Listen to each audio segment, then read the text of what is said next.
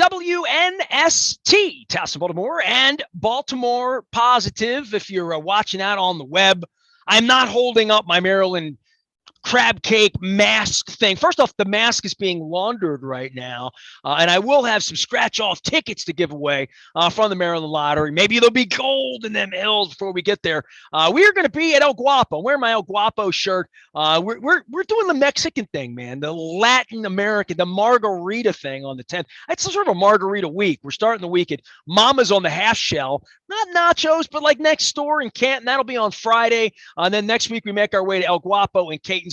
And then the schedule says the 18th, day after St. Patrick's Day, we're going to be at Costas. And then on the 23rd in the morning, we're going to be at Fadley's down in Lexington Market. I got to get Don Moeller out of bed early in the morning. This guy does all things sports around here. You can find him out in Owings Mills or parts unknown, wherever there are Major League Baseball labor negotiations. We should be in Sarasota sunning ourselves right now and eating Amish food is what we should be doing. And, dipping our toes in the sand and looking at the little statue and doing all that stuff. Luke Jones joins us now. All of his reports, of course, brought to you by Royal Farms, real fresh, real fast, and our partners at Coons Ford Security Boulevard. And Dennis will be here on Thursday. Hey, what do you really think is going to happen? Like, I haven't heard predictive things. Like, I'm not predicting they don't play, right? Like, I can't believe they'll be that stupid or that greedy. And I really don't know this particular flavor of wealth in the modern era. I just know the history, the 80s, the 90s, back when I used to care about these things, back when the whole city would stop at the notion that the Orioles, the great Orioles, would not be here on opening day. Luke, I don't sense any of that going on. I don't even really sense any, urgency at all from anyone involved in this to make me feel like I need to be urgent about it at 53.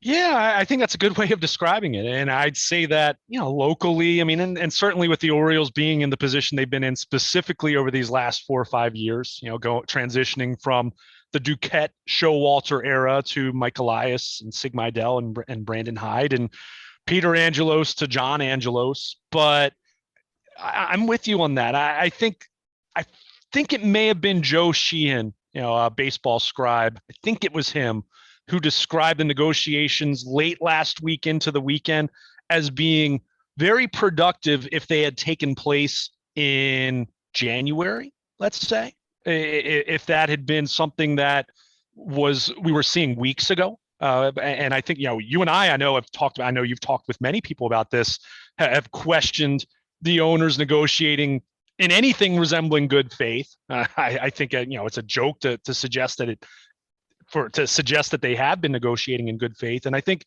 what was frustrating for me over the weekend was I think the players made an offer that to me really felt along the lines of the last couple CBAs where it felt like they were conceding quite a bit, especially when you talk in terms of real dollars and economic growth and all those different factors that go into it other than just looking at the raw dollar amounts. I think it was a deal that they were probably conceding and giving up a lot once again, and maybe not even being as good. This is where the owners think they start to cave because they want to come and get paid. Right. Well, and that's where, you kind of look at this thing and, you made the point about there not being a lot of urgency. And I think it's so interesting because, the Super Bowl was a week later than we're accustomed to. 17-game season. It happened a week before President's Day. You have locally college basketball. I mean, okay, nod to Towson and what they've been doing, but the Terps way down. Sunday's nice victory aside, good win over Ohio State and the 2002 celebration aside, has not been a year that has captured any interest whatsoever other than what? Who's going to be their next head coach? So you have a situation where from a local standpoint, there would be, I don't want to say a thirst because normally this time of year, Nestor, we're talking about what? The couple of pitchers that showed up at camp and their arms sore, and we'd be complaining about the Grapefruit League opener not being televised on Masson. That's what we'd be talking about right now.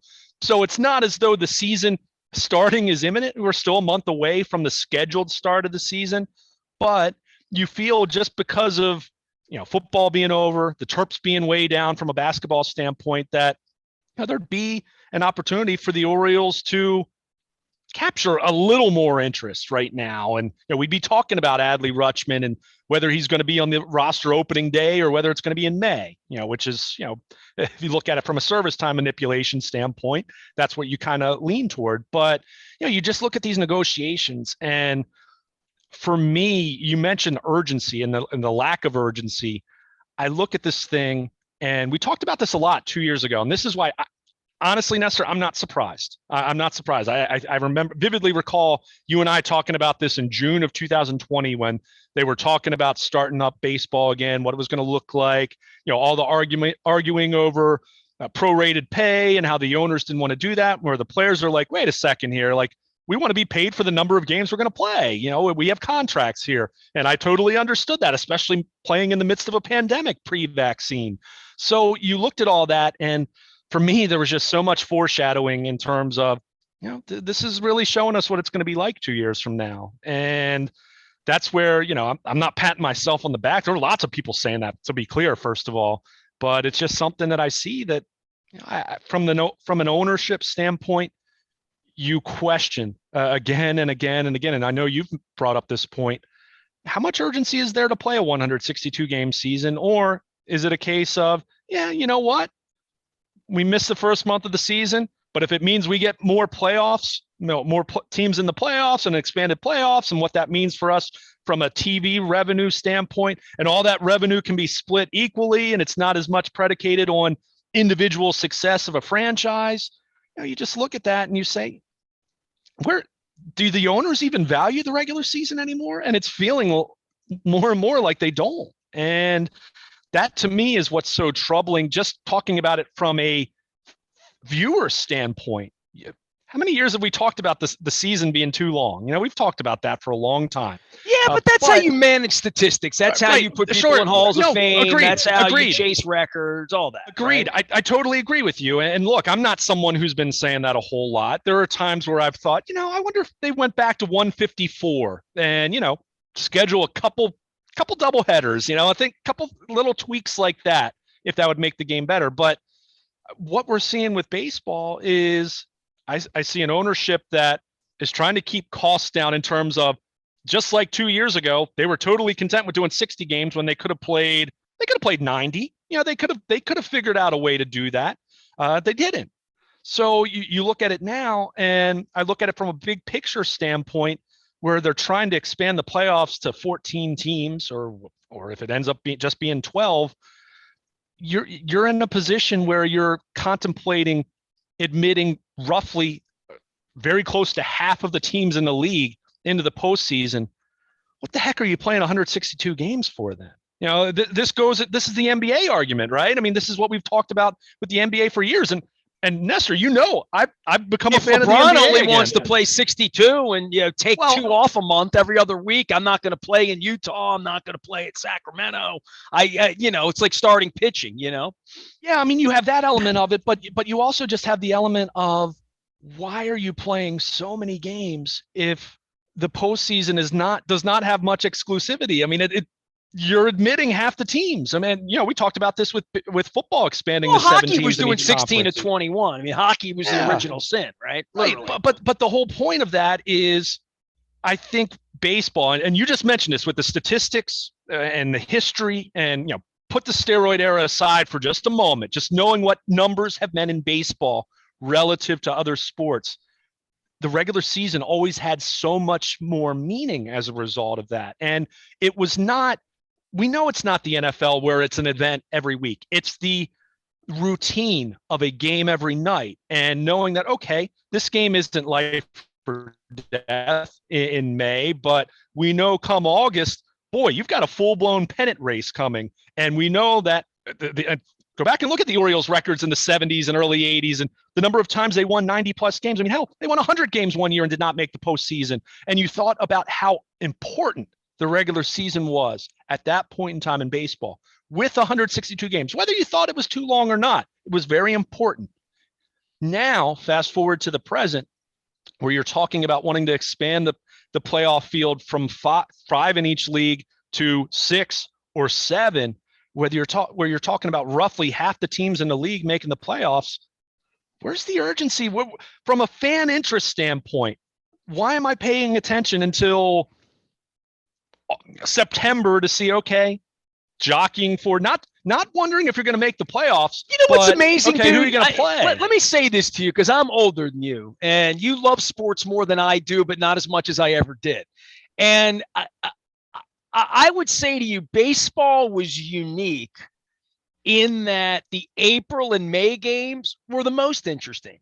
They were appointment because you waited to, if you love baseball enough to watch baseball and collect baseball cards and listen to a sports radio show and go to opening day and have a 13-game plan and go to minor league games or ever see an Oriole game on the road or ever hear Brooks's voice on a broadcast or remember Scott Garceau the first time around when he was decent at it. Like all of the history of all of this is that the NBA and the NHL always, and MISL and minor league hockey in this city and the Blast and the Spirit and anything else that failed, go through any of the Clippers, Lightnings, indoor lacrosse, any of that.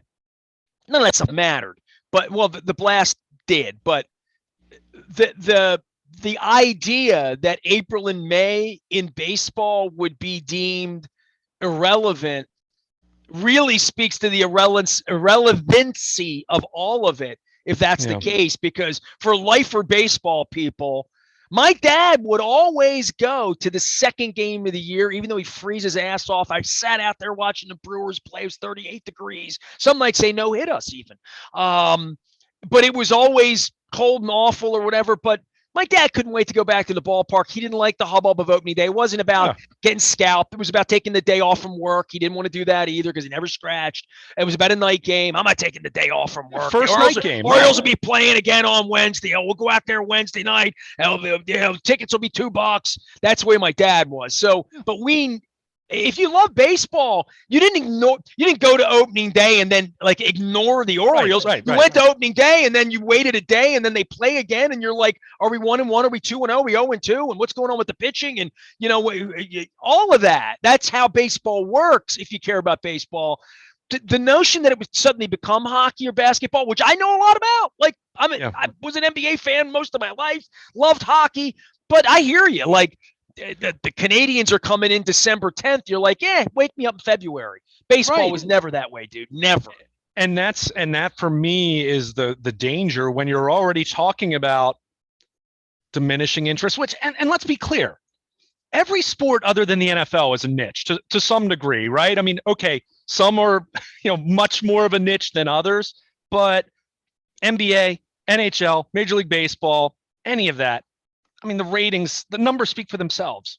It pales in comparison to a week 2 run-of-the-mill football game in the NFL. I mean, so understanding that, but just the idea of what you just laid out talking about your dad, and I mean, a baseball fan, you can be a football fan and you're rearranging your life for 16 or 17 Sundays in the fall into early winter, and then the playoffs, of course. But baseball, you're taking on a family member, dude. Baseball, it's part of your life for 6 months, and that's not to say you're watching every single game, but let's say you're watching 115 of them.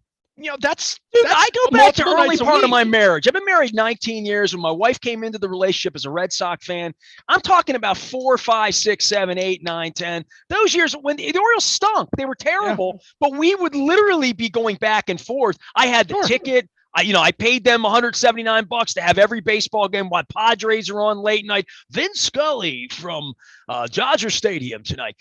So, like all of that stuff. And Dave Sims calling games out of Seattle in the middle of the night.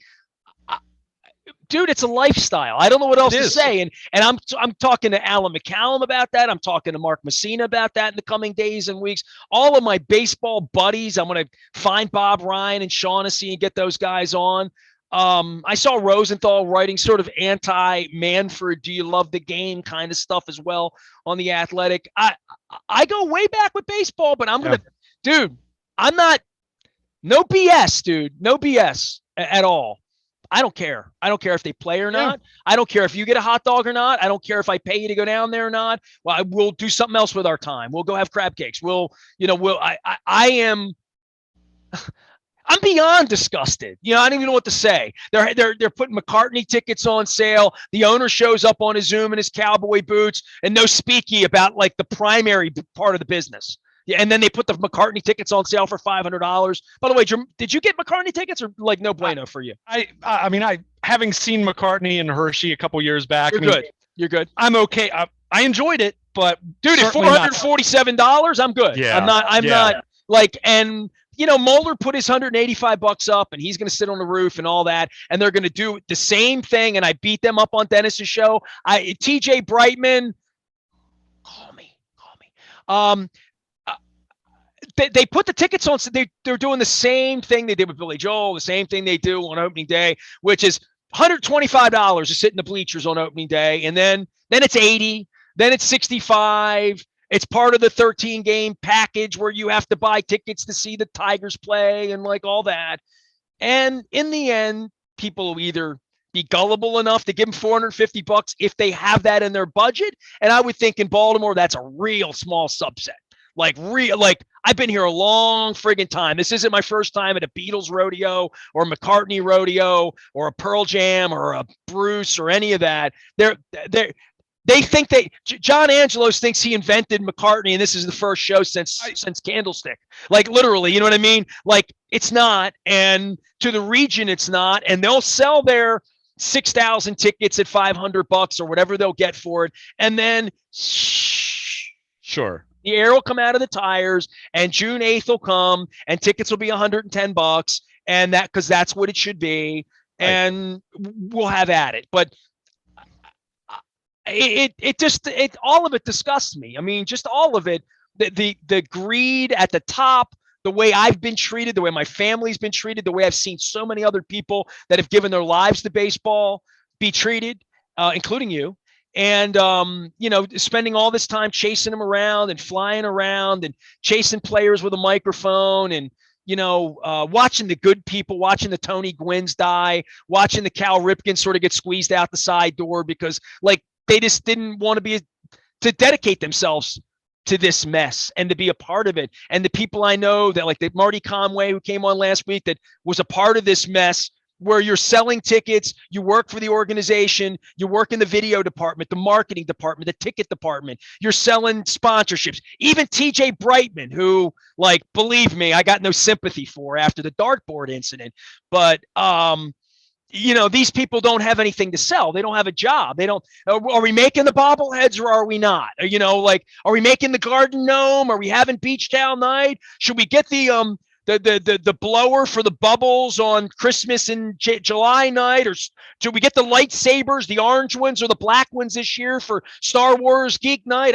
I like they can't plan anything, and they're not good at it to begin with. That's the thing about these people that run this team. They're awful at it. They're the worst at it in the sport because they don't even adhere.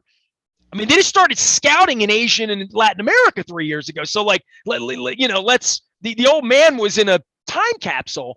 But the thing is so damaged, and it's so not good, and it's so not worth $25 to go over there on a Tuesday night and watch the Brewers play or whatever when I live 2 blocks away, that now that I'm like staring at Cardinals and Blue Jays, I'm the real ones, not the hat. By the way, the Blue Jays look just like the one on the hat. It's amazing. It's true, right? Blue Jay, right? They're big. They're kind of mean. Nobody goes near a Blue Jay. That's why they put him in Toronto. That being said, I just, I was with my buddy Brad Gagnon out at the Super Bowl. He's a baseball geek. He's a Toronto Blue Jays guy. And that I think of him, and I'm thinking in every one of these cities, there are people that used to love baseball that are just like, you know what?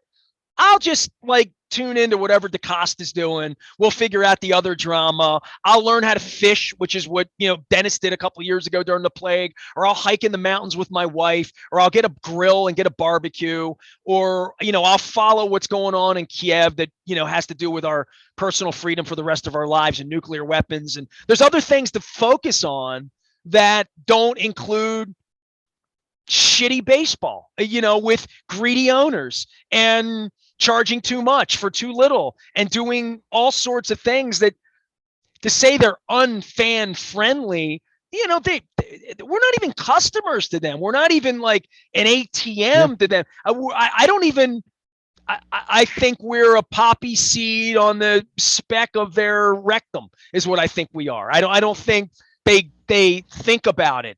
And I don't think about how John Angelos would perceive his little Zoom in with $500 McCartney tickets and in the middle of a baseball play and then fix the phone calls so people like me aren't there to ask the real freaking question. You know what I mean? Like, and this is okay. This is just the way they do things over there. And it's cool because we're 30 years into acting like douchebags like Putin. We're 30 years into it just the way we are. So you just get along with it. And I'll never get along with it. But the fact that he's involved in shutting the sport down, like he's involved in it. He's one of the guys. This guy works for him. So I'm befuddled. I'm befuddled how the bar has sunk so low. But most of the people on the Zoom call are like teammates and coworkers and employees and MLB.com and Orioles.com and like intimidated people. I would not be intimidated to ask John Angelos his opinion about the shutdown of baseball in his sport, because this has gone on for a long time. I mean, this is third year now where they're teetering in the plague about playing, not playing, fans coming, not coming, media getting near them, not getting near them. And now they're just going to shut the whole thing down. What they've done to these communities in Arizona and Florida, where these senior communities have leveraged themselves the way Vero Beach laid out for the Orioles and then got screwed. Sarasota's down there, sitting there with empty hotel rooms, empty fields. Hopefully the Amish farm's not empty because the food's delicious. But they just screw everybody. And they make a good faith deal with these Florida and Arizona communities, and they're the first one to get effed. And it's brutal. And I don't shoot on them much, but today's my day.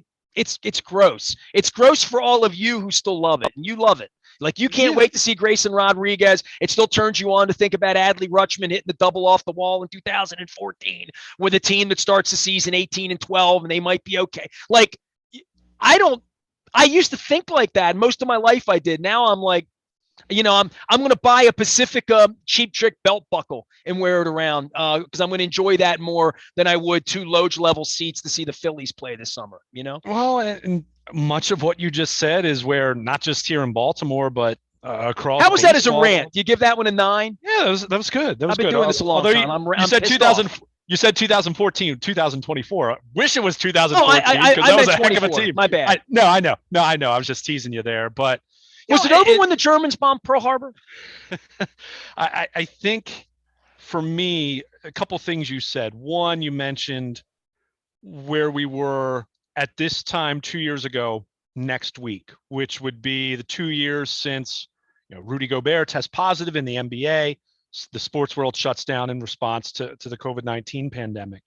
And, that was a time, it was the first time in my life, I'm not counting 95 where the season started late, it started a couple weeks late. First time in my life, there was no baseball in April. There was no baseball in May. There was no baseball in June. My dad told me about Kennedy and the assassination and like whether there was going to be sports or not. Right. I mean, we've never not had 9/11 for a minute. 9/11 for a week. Yeah. But even then, even when that tragic day, you knew it was coming back a week later or a few days later, whatever it was going to be. But when you think about where we were then as a society, as a society of sports fans, let's say, where we were at that point in time where everyone was kind of forced to, beyond not having our normal social lives and all that, you were forced to have some new hobbies and watch more movies or read more books or whatever you decided to do, exercise more or some combination of all those things. Baltimore positive. Yeah, right. But I think everyone was kind of forced to kind of see what that world is. And for me, the notion that 2 years later, you're going to deliberately put people back in the same position, that's insanity to me. And I think back to, it was last September. Especially when you're printing money. When you're printing money, not and John Angelos has made so much money, his old man, so much money off of this team, to then say it's not enough. It's not enough. We need to go beat the play, Nancy Kerrigan, the players. I mean, at this point, and screw everybody and everything. I mean, it's disgusting. It's revolting. And I think when you look at it locally, I mean, what you mentioned, look, it's not just John Angelos, it's all 30 owners. I hear everyone talk about Rob Manfred. And look, don't get me wrong, I think Rob Manfred has done a lousy job as commissioner. But who does he work for? He works for the 30 owners. I mean, that's just, Works for just lousy people. I know at least one of them's lousy. So, but you look at this, and I think back to last September. I was at the ballpark for the final Friday home game of the season. They were playing Texas. And, this was September 24th. And the Orioles had already at that point lost 101 games or whatever it was at that specific moment. And, it was a beautiful Friday night, Nestor. It was 71 degrees in late September. It was a great night to go watch a baseball game. And regardless of the fact that neither the Orioles or Rangers were good. I understand you're talking about two teams that, lost 98 plus games.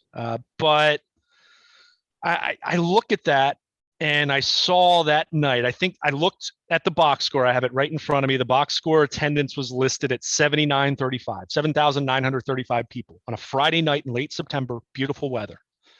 Not that I was surprised by it, but seeing that, then seeing there being no more than 2,000 to 3,000 people probably in the ballpark that night. Cedric Mullins hit his 30th home run that night. So even in a big picture sense, there was something fun and positive to take away from that game after him having a fantastic, most valuable Oriole season.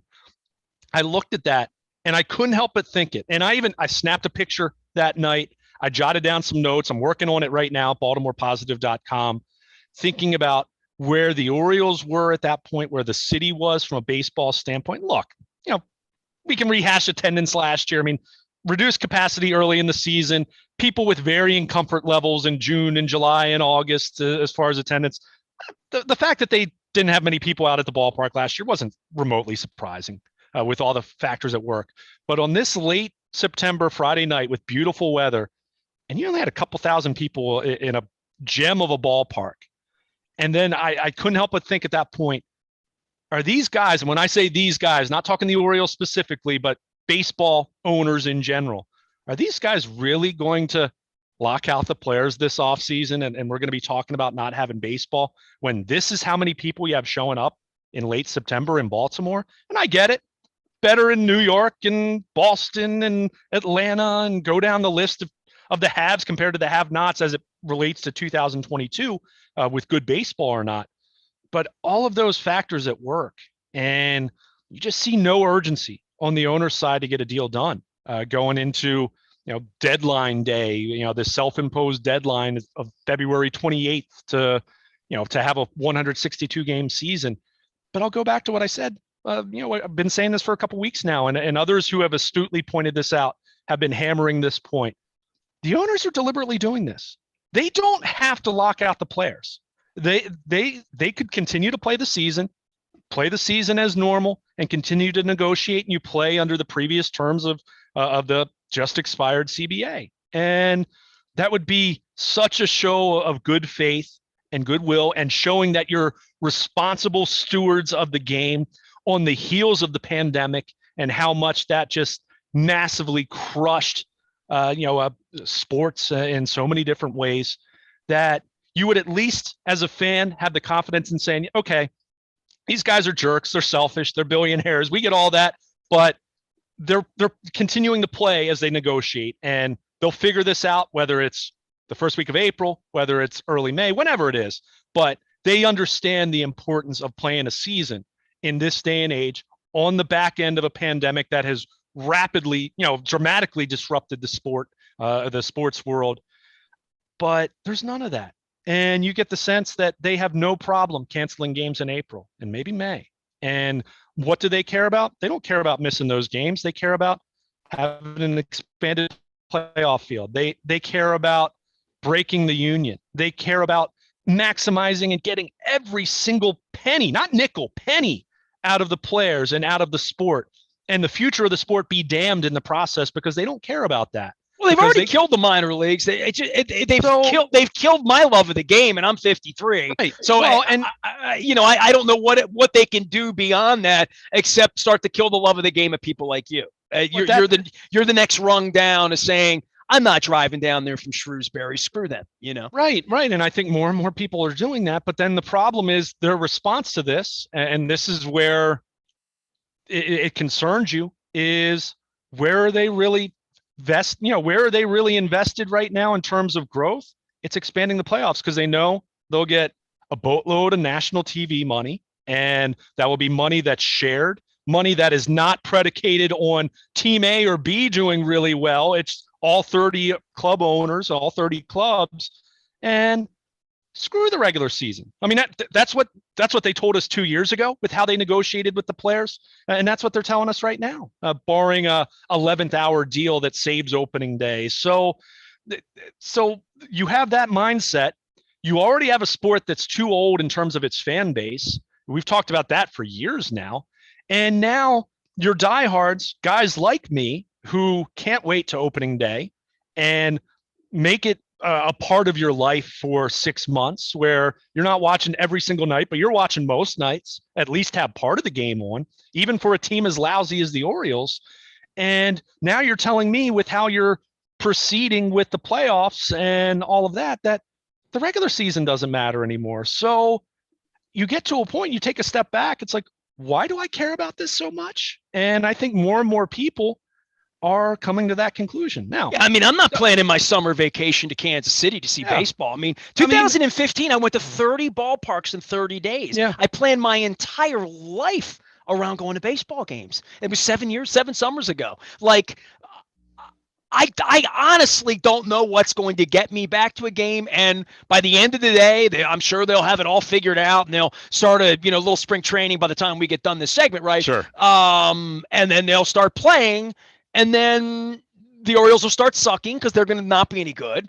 And who's going to pitch? And there's going to be this mad thing to sign player. There's going to be all that Homestead homies. There's going to be all that nonsense that's going to go on. And they're going to truncate the season.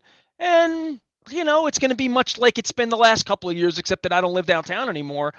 I literally don't know. I mean, I almost went to a Nationals game last year. They played the Padres. I made a date with Phil Jackman's daughter, Michelle, who's a dear friend of mine. She loves the Nationals, and the Padres were in. And, I have friends. Freddie Yeoman runs the Padres, so I was going to go, and I didn't go. I'm trying to think of the last time I went to a baseball game.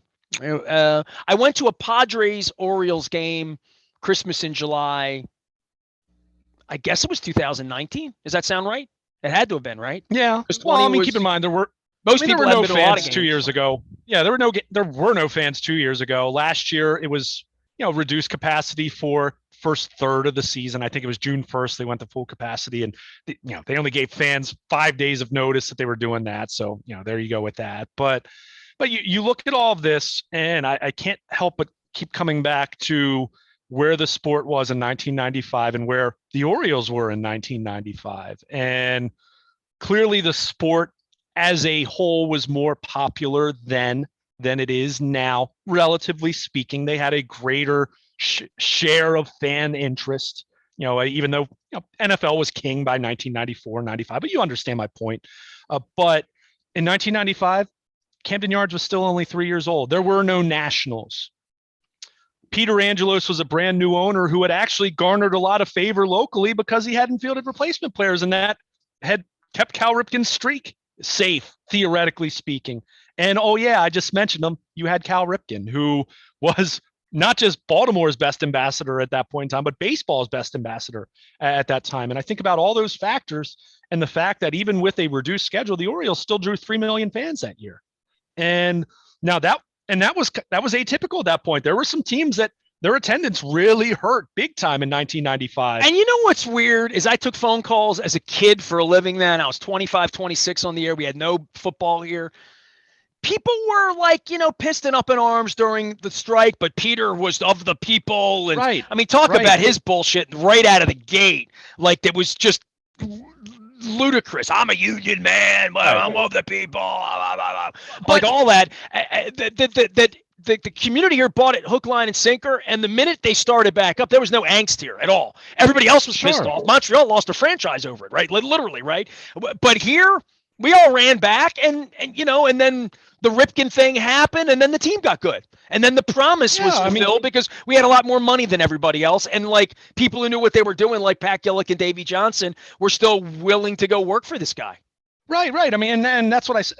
perception was reality at that moment in time. And they had Cal Ripken, and they had an absolutely beautiful ballpark that was only 3 years old and was still very much a destination for not just people in Baltimore to come watch a game, but anyone in the region to come watch a game. I mean, dude, every time they would go in and have a negotiation, it was like we were waiting for Papal smoke. Like literally, you know what I mean? People were just hanging on their radio. There was no internet. Sure. People were hanging on. Is the strike going to end today? Is today going to be the day? My God, we got opening day. We got to, yeah, you know, like I went down to, they trained that year at the end of the strike.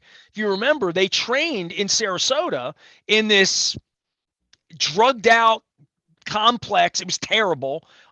There were needles on the infield. It was terrible. Was that the Lakes? Twin Lake, their minor league complex. Right. It was horrific. And they went over there and they homestead homied a little bit during that period of time because spring training happened in April. I mean, it was like really late. I remember seeing Kevin Brown report and, you know, the players they had, maybe Sid Fernandez was around then maybe, or Scott Erickson was around then. He was still around. Yeah. I remember seeing Kevin Brown working out with, you know, on a tree with the thing that they do for their arms to strengthen and all that. And they had no locker rooms. And I remember going down there and there was no animosity. There was celebratory. Sure. We're going to play baseball. It's a couple weeks late. We'll figure it out. We're all good. We got our money. We it wasn't as, it cost a World Series. So, you know what I mean? Like, there was no World Series, right? So what the costs were and what the anger was in Montreal and in other places where I think Detroit fell apart, Kansas City fell apart, Pittsburgh fell apart. I mean, those were all places where they had a small, you know, St. Louis, Boston wasn't Boston then. It was just Boston. Baltimore was, and Toronto were the big motherships at that time. The Yankees were trying to figure it out, quite frankly. But there was a rush to go back. There might have been some pissed off people, but they were watching because there was nothing else to watch. So, I mean, I'm taking us back. It was 28 years ago, man. Like it's long time ago, right? So all that's gone though. That energy. There's no Cal Ripken, right? Is gone. There's no Cal Ripken. Adley Rutschman will arrive. Do I think it will spark some short-term interest at the very least? Absolutely. I mean, Matt Wieters, there was short-term interest. Hard to believe that. Boy, that's 13 years ago at this point. I was going to say 15, but okay. Wow. 2009 was when he made his debut. But, so it was a nice rainbow that night, as I remember. All of my concern here really doesn't have as much to do with the actual state of the baseball product. I still actually think they are on a pretty good path from a development standpoint. It is everything else at work that gives me concern and makes me take pause that the baseball part of it will continue to be executed properly when Adley Rutschman and Grayson Rodriguez and DL Hall and Colton Cowser and go down the list of all the guys that are in their top or in baseball's top 100 prospect list right now. They've got a nice crop of talent at this point in time. Buck would call them pile divers. Yeah. So I have a lot of optimism as it pertains to that part of it. But is the business side going to be in the proper, in the proper place to take advantage of that? Are they going to have the stadium lease done? What's the state of baseball in general going to be at that point in time? All of these factors at work. And you just mentioned it, as much as Baltimore in 1995 was welcoming back the Orioles in baseball with open arms, with, a little bit of disgust losing the 94 World Series and all that, but it was a very healthy environment. It is not healthy here right now from a baseball standpoint whatsoever. And the sport is not healthy whatsoever. And there's a lot of animosity, but I think the danger is, and the people running it are very, very obviously less than competent. The business. Well, see, here's the problem. They're very competent in terms of maximizing every last cent that they want to put in their pockets. They are not competent in terms of being good stewards of the game and making sure the game has long-term health and growth. So that's where there's concern, but there's either animosity from guys like you and me, and this is what's really dangerous, I think there's a lot more resignation and indifference than there was 27, 28 years ago talking about this. I mean, that's where baseball really needs to be concerned and really needs to look at this and say, what are we doing here? We are going to deliberately push ourselves into a less and less relevant realm. Not to say the sport's not going to die, but it can become more and more niche. I was reading something over the weekend. I've used the, I think back to think of where horse racing was in the 60s compared to where it is now. Think about where professional heavyweight boxing was, a century ago, or 60 years ago, or even 40 years ago compared to where it is now. And that's where I see baseball going right now. It's not going to die. It's not going to disappear, but fewer and fewer people will care about it. And the idea of being the quote national pastime will become more and more of a punchline. And I say that as someone who still considers baseball to be my favorite sport. I love the game. I'm disgusted with Major League Baseball. And I see a group of owners who, and a commissioner who don't give a damn about being stewards for the sport. And I see a group that is interested in one thing and one thing only: short-term financial gain. And I stress the short-term part of it because they don't proceed and act and have any kind of vision whatsoever in terms of long-term growth. And we've talked about that with streaming and figuring it out that. We've talked about that in terms of just making your product readily available. We've talked about it in terms of how are you attracting more kids to the game? And they fail miserably in those areas. What do you think that's going to mean? 40 years from now, guys like me are going to be toward the end of our lives, quite frankly, and certainly not spending money going out to the ballpark and what have you. So what's that going to mean for the sport 20 years from now, 40 years from now? I think the problem is fewer and fewer people care. And that starts with at the top with the commissioner and the 30 owners. And that's where I look at this thing, and people will come back and they'll play a season at some point, and it'll be what it is, and they'll make a bunch of money come October with expanded playoffs, and because hey, the one thing they have going for them is the one thing pro sports has going for it in 2022. People love live content. TV loves live contact. Well, they're hoping people are going to like it enough to bet on it, to be into it enough from a fan standpoint to feel like they have a grasp on whether Adley Rutschman's going to hit a home run this at bat or strike out, and then want to bet $5 on it. That's really where they feel like the money's going to be. Well, there's that, and there's still, I said contact, I meant content, live content. When you talk about cable and satellite and streaming, even streaming services, we're seeing it now with Amazon with Thursday Night Football. You're hearing so much about Apple TV going into the, wanting to be in the NFL Sunday ticket market.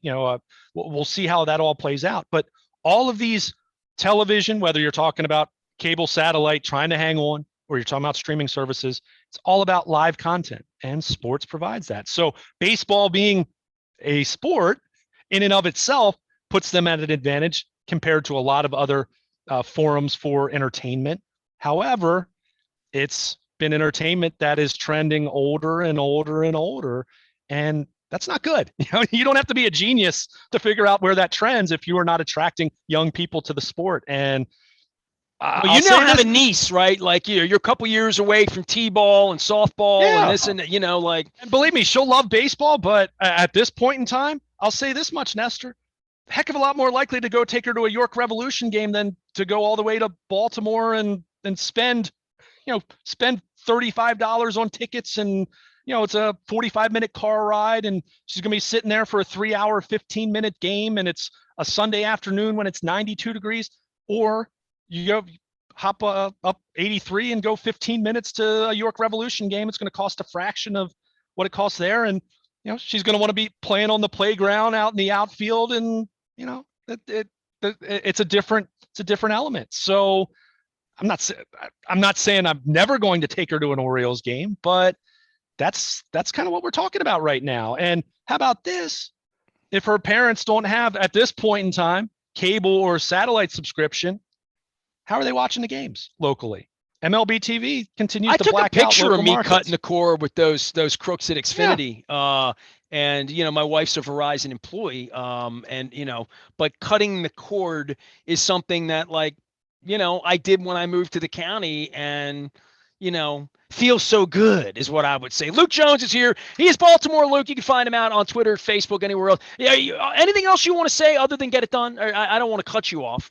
Yeah, I mean, it's just, again, my frustration continues to lie with people running the sport who have no interest in being stewards of the game. They want to bleed every last, not even nickel, every last penny from the sport in the short term.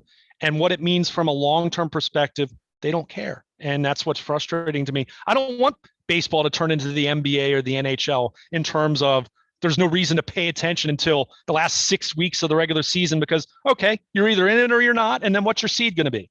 There's no drama. No one cares about winning the, Metropolitan Division or winning the, the whatever your division's called in your the Norris sport. Division.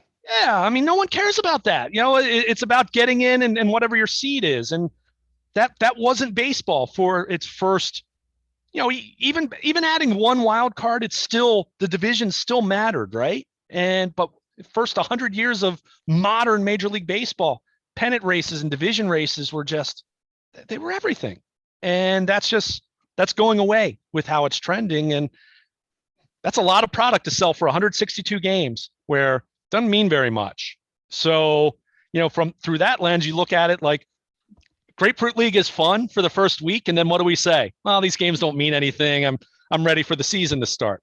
Well, baseball really runs the risk of more and more fans feeling that way about their regular season. And that's probably not going to help ticket sales too much, Nestor. So get it done, but we'll see. I mean, and hopefully, I know you were joking about it. Hopefully there will be an 11th hour deal. And then you and I will reconvene and we'll say, hey, maybe some common sense did prevail here at the end, but not holding my breath for that happen. Maybe the Orioles can win the Adams division or the Norris division. It's been a little while. I had to look those up, man. Wales Conference and the Campbell Conference.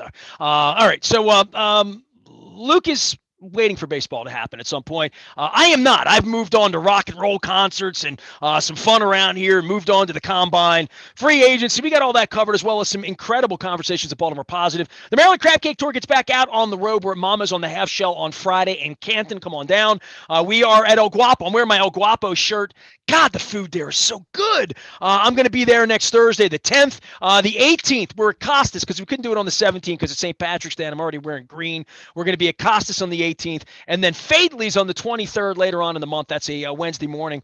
And Don's got some big guests coming out of Fadley's in Lexington Market. The Maryland Crab Cake Tour presented by the Maryland Lottery. We're letting ourselves play and getting out and about, and March Madness is happening, so you can wager on it now, and you do more than your pools. So Maryland even won a big game, and Gary showed up, and Byron Mouton wasn't diving all over the floor. I am Nestor. We are WNST, AM 1570. Towson, Baltimore, we never stop talking. Coppin State in the MEAC. Juan Dixon and BaltimorePositive.com.